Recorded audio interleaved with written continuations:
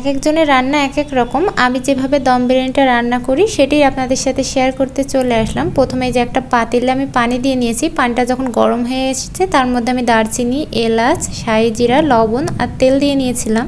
আর চালটাকে আমি 1 ঘন্টা আগে ভিজিয়ে রেখেছিলাম। তারপর পানিটা যখন গরম হয়ে এসেছে ওর মধ্যে দিয়ে দিয়েছি চালটা। এদিকে চালটা সেদ্ধ হতে থাক, তারপর এদিকে আমি পেঁয়াজটা বেরেস্তা করে নিচ্ছিলাম। আমি বিরিয়ানিটা একটু বেশি করে পেঁয়াজ বেরেস্তা দিয়ে থাকি। এই যে বেশি করে একটু পেঁয়াজ বেরেস্তা করে নিয়েছি। এবার এই তেলের মধ্যে বেশ কিছু আলু একটু ভেজে নিলাম হালকা লবণ দিয়ে। আমার আলুগুলা কিন্তু সুন্দরভাবে ভাজা হয়ে গেছে। এবার বিরিয়ানির মশলাটা রেডি করে নিব। এখানে রসুন, পেঁয়াজ, আদা আর কাজু বাদাম আর জিরা দিয়ে একসাথে ভালো করে ব্লেন্ড করে নিয়েছি। এই যে আমার ব্লেন্ডটা রেডি হয়ে গেছে। এবার এদিকে আমার চালটাও কিন্তু 80% সেদ্ধ হয়ে গেছে। চালটাকে বেশি সেদ্ধ করা যাবে না, একটু শক্ত থাকতে থাকতে চালটাকে ছেঁকে নিতে হবে। এদিকে চালটাকে আমি ছেঁকে নিলাম। এবার প্যানে আবার তেল বসিয়ে দিয়ে যে মশলাটা ব্লেন্ড করে রেখেছিলাম ওটা দিয়ে নিয়েছি।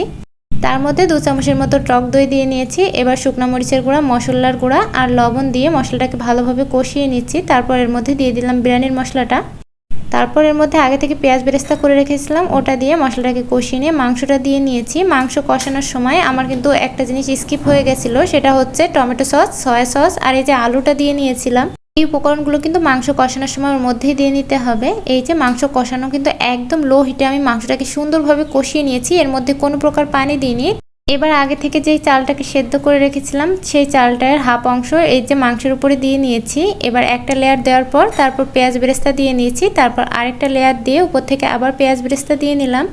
আর বিরিয়ানিতে ঘিটা কিন্তু মাস্ট দিতেই হবে, উপর থেকে আমি ঘিটা ছড়িয়ে দিয়েছি। এবার আলু বোখারাগুলো দিয়ে নিলাম। এবার গরম পানির মধ্যে আমি একটু গুঁড়া দুধ দিয়ে রেখেছিলাম।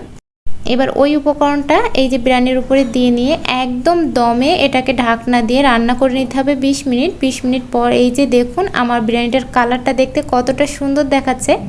এবার এটাকে ভালোভাবে মিশিয়ে নিচ্ছিলাম। এটা দেখতেই সুন্দর হয়নি, এটা কিন্তু খেতেও অনেক মজা হয়েছিল। আপনারা বাসায় একবার হলেও রান্না করে দেখবেন।